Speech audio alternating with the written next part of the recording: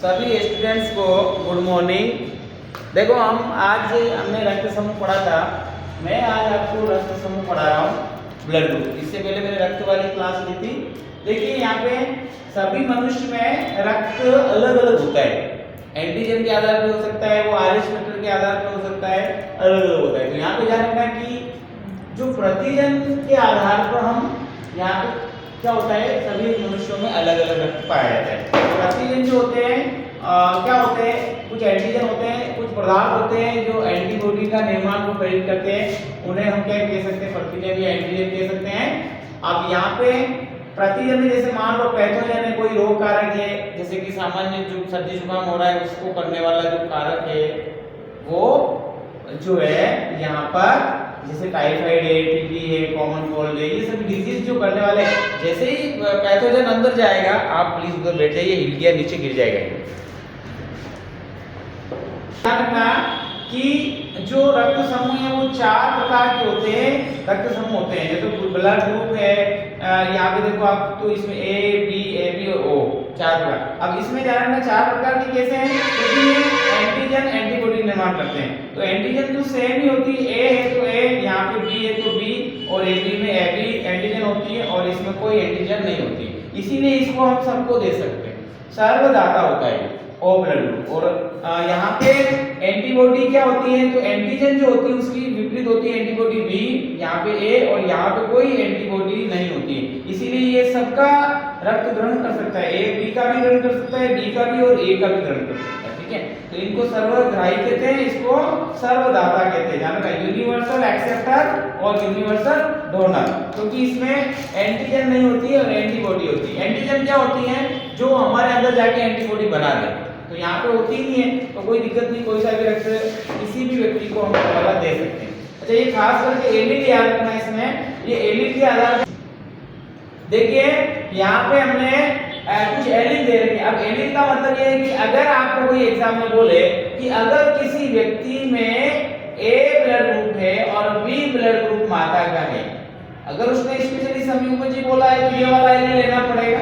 अगर हमने नहीं बोला है तो हम ये वाला ले सकते हैं। ठीक है, अगर हम इसका क्रॉस करवाएंगे तो देखो कि जो भी बच्चे के अंदर संभावना होगी, जनरली जैसे मैं एक ले लेता हूँ, यहाँ पे यहाँ पे मैं जैसे ये वाला ब्लड ग्रुप ले लेता हूँ ए और माता में ले लेता हूँ बी।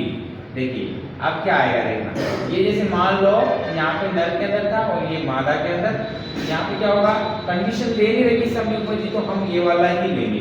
तो जैसे IA और IO, यहाँ पे हम ले लेते हैं IB और IO। यहाँ पे जनरली क्या होगा, IA आएगा, IO आएगा, इस प्रकार से युग्मक बन जाएंगे इसके IB IO। और यहाँ पे देखो कि जब हम क्रॉस करवाएंगे इसका, तो क्रॉस करवाएंगे तो क्या कंडीशन बनेगी, तो देखो IA IO IB IO ये ऐसे बनेगा, है ना, यहाँ पे ये कंडीशन बनेगी। अब आप देखोगे कि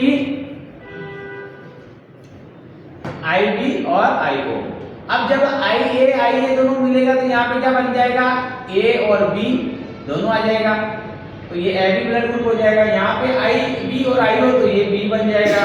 यहाँ पे देखो IA IO तो यहाँ A बन जाएगा, और यहाँ पे कौन सा बनेगा, यहाँ पे O बन जाएगा। यानी AB भी हो सकता है, A भी हो सकता है, B भी हो सकता है, O भी, कोई सा भी रक्त समूह बच्चे के अंदर हो सकता है। इस प्रकार से हम निकाल सकते हैं कि भाई जब A ब्लड ग्रुप वाले माता, ऐसे कुछ भी कर सकते हैं, रैंडम टाइप किसी की भी लेके हम निकाल सकते हैं। एग्जाम में प्रश्न आता है इससे रिलेटेड कि अगर ये वाला ब्लड ग्रुप किसी को दे रखा है ये, तो आप इस प्रकार से निकाल सकते हो। तो ये आपको याद होना चाहिए, इसके ऊपर सवाल आते हैं इस प्रकार से। जो भी संभावनाएं बनती है, अगर संभावनाएं विषम युग्मजी दे रखी है तो आपको ध्यान रखना है, सब युग्मजी दे रखी है तो ये लेना है, बाकी कुछ भी नहीं दे रखा तो आपको ये वाला एलिल लेना होता है। ये हमेशा ध्यान रखना, कोई सा भी एग्जाम आए। तो यहाँ पे ये हमने देखा 4 प्रकार के रक्त समूह होते हैं। इसमें एग्जाम में ज्यादातर ये पूछा जाता है कि भाई यूनिवर्सल दाता कौन है, तो O होता है, किसी को भी दे सकते हैं, है ना। और अगर एक और आता है, कभी O दे दे, एक माइनस दे दे, एक जनरली O दे दे, एक प्लस दे दे, तो याद रखना कौन सा, माइनस वाला ही टिक लगाना है आपको, क्योंकि सर्वाधिक 80% जो लोग इंडिया के अंदर, वर्ल्ड के अंदर सर्वाधिक लोग RH नेगेटिव ही होते हैं, इसलिए ध्यान रखना। तो ये भी प्रश्न आया हुआ है कि O में भी अगर कह दे कि A माइनस है, O प्लस है, तो फिर आपको माइनस वाला चूज करना होगा। ठीक है, यहाँ पे हम बात करते हैं, अगर किसी व्यक्ति में गलत रक्त समूह चढ़ा दिया है तो क्या होगा? अगर ऐसे प्रश्न भी आए तो ध्यान रखना उसका समूहन हो जाएगा, इसको एग्लूटिनाइजेशन कहते हैं। इसको क्या बोलते हैं? एग्लूटिनाइजेशन। इसी प्रकार हम बात करते हैं, ये तो आपका रक्त समूह था। उसके बाद हम बात करते हैं आरएच फैक्टर की। आरएच फैक्टर क्या होता है? एक कारक होता है रक्त के अंदर, आरबीसी के अंदर अन्य प्रकार का कारक होता है जिसे आरएच एंटीजन कहते हैं। मतलब रक्त में बहुत सारे कारक होते हैं लेकिन एक कारक ये भी होता है। इसकी खोज हमने रिसस मंकी के अंदर की थी, उसी के आधार पर इसको आरएच फैक्टर कहते हैं। इसने की थी लैंडस्टीनर ने की थी। और रक्त की आरबीसी में एक अन्य कारक पाया जाता है जिसे आरएच एंटीजन कहते हैं। जिन व्यक्तियों में ये पाया जाता है उन्हें हम आरएच धनात्मक, और नहीं पाया जाता उन्हें आरएच ऋणात्मक हम जीव कहते हैं। तो दो प्रकार के व्यक्ति हो गए, आरएच पॉजिटिव और आरएच नेगेटिव। तो जनरली आरएच पॉजिटिव बहुत कम होते हैं, 20% के लगभग होते हैं। इंडिया के अंदर मान लो 5-6% होते हैं, और अगर वर्ल्ड की बात करें तो 20%। पूरे वर्ल्ड में नेगेटिव व्यक्ति बहुत ज्यादा है। तो याद रखना ये सिंपल सा है कि ये पॉजिटिव और नेगेटिव जो होते हैं इसको ध्यान में रखते हुए एक डिजीज होता है जिसका नाम है एरिथ्रोब्लास्टोफिटेलिस। ये एक प्रकार का डिजीज है जो स्पेशली महिलाओं के जो बच्चा होता है उसमें देखा जाता है। जनरली मानो एक मादा माइनस है, आरएच नेगेटिव है, और एक पुरुष आरएच पॉजिटिव है। अगर उसका विवाह उससे कर दिया जाए और जो उसका प्रथम चाइल्ड होगा वो क्या होगा? आरएच पॉजिटिव हुआ।